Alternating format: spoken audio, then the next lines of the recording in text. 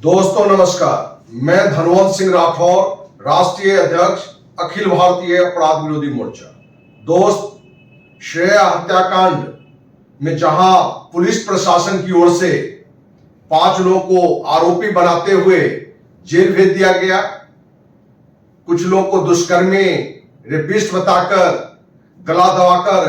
हत्या करने का आरोप लगाकर, तो कुछ लोगों को साजिशन दोषी बताकर जहां जेल भेज दिया गया। जब अखिल भारतीय अपराध विरोधी मोर्चा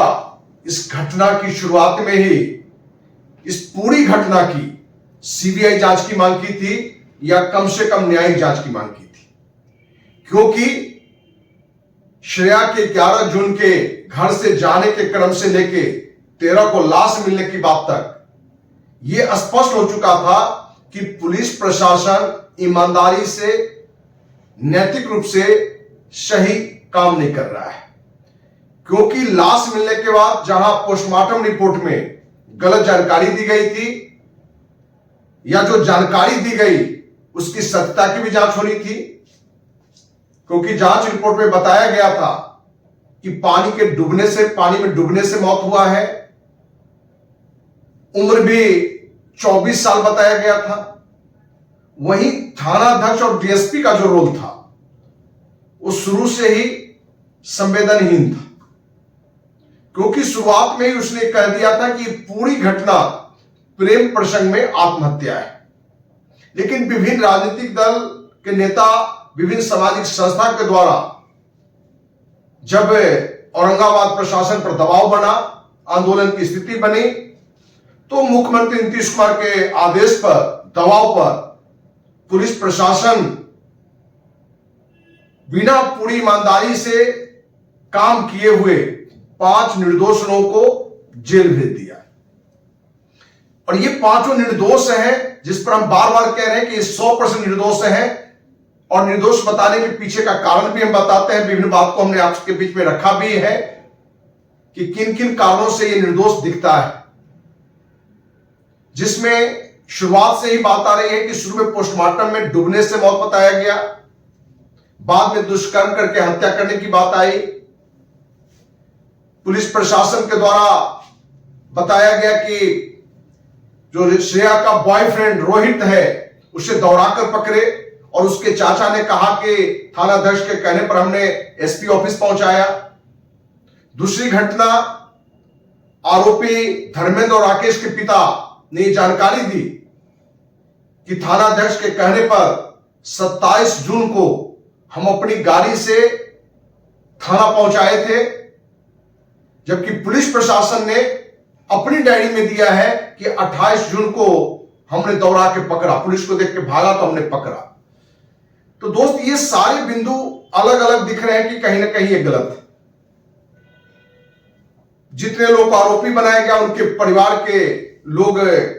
अखिल भारतीय अपराध विरोधी मोर्चा के कार्यालय में आए और यहां से अपनी बात रखे, वो भी हम आप सबों के बीच रखे। कल श्रेया के पिता भी पटना आए और उनसे जो हमारी बात हुई तो उसमें भी हमने जो सीबीआई जांच की मांग रखी है उसका उन्होंने समर्थन किया कि आपने सीबीआई जांच की मांग रखी है, एकदम बिल्कुल सही मांग रखा है कि जो भी इसमें अपराधी है, जो भी दोषी है, उसको सजा मिले। एक बात के लिए उन्होंने जरूर दुख जताया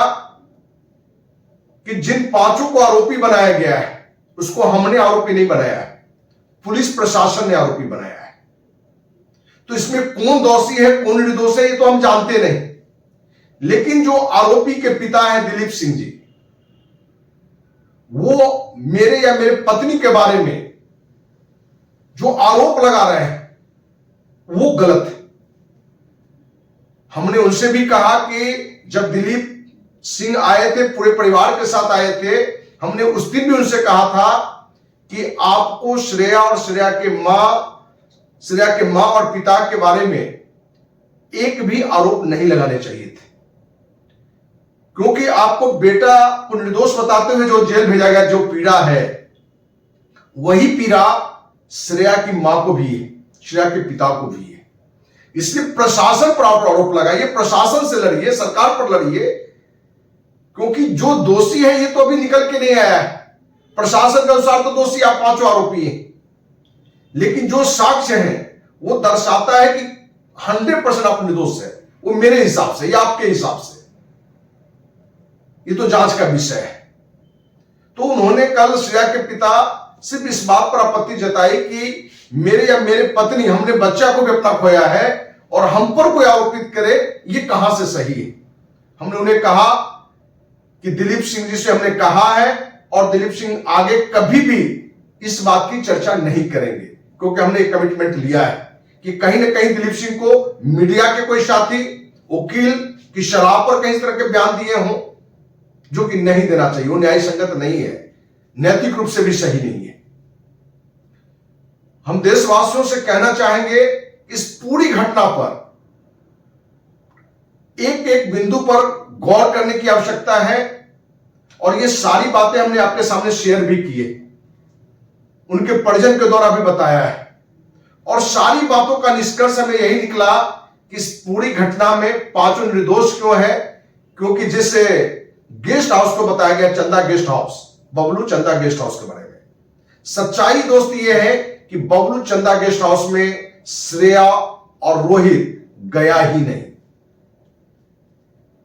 और जो पुलिस प्रशासन ने बात रखी है कि गेस्ट हाउस में ये घटना घटी, श्रेया और उसका बॉयफ्रेंड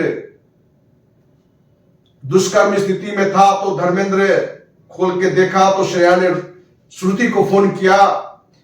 ये सारी बातें बनावटी है। और यदि इसमें कहीं से सच्चाई है तो पुलिस प्रशासन की जिम्मेवारी है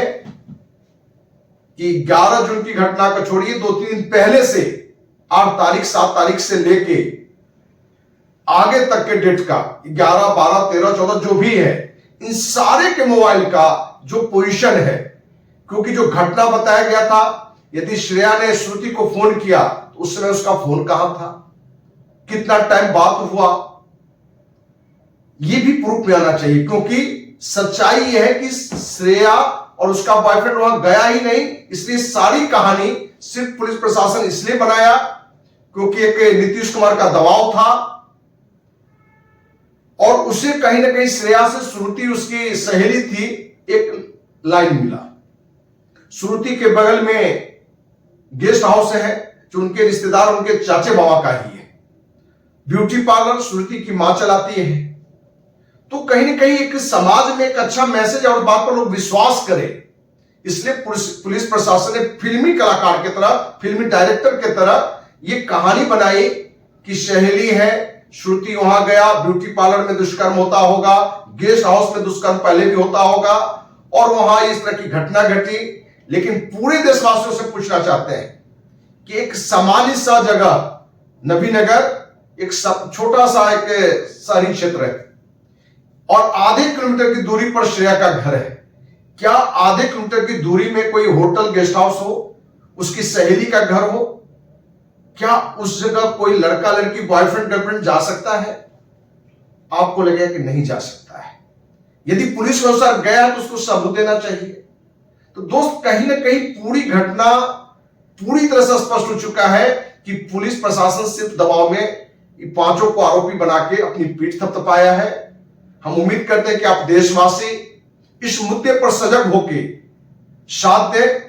कि इस पूरी घटना का सीबीआई जांच हो, जिससे दूध का दूध, पानी का पानी निकल के आ जाए। दोस्त, श्रेया के जहां पिता से हमारी बातचीत हुई, आरोपी के परिजन से बातचीत हुई, और सभी की मांग है सीबीआई जांच। तो हम उम्मीद करते हैं कि देश के माननीय राष्ट्रपति, प्रधानमंत्री, गृह मंत्री, बिहार के मुख्यमंत्री, राज्यपाल इस मुद्दे पर जरूर सीबीआई जांच के आदेश का प्रयास करेंगे, और सीबीआई जांच होगी और दूध का दूध, पानी का पानी निकल के आएगा। इसी उम्मीद के साथ जय हिंद, जय भारत।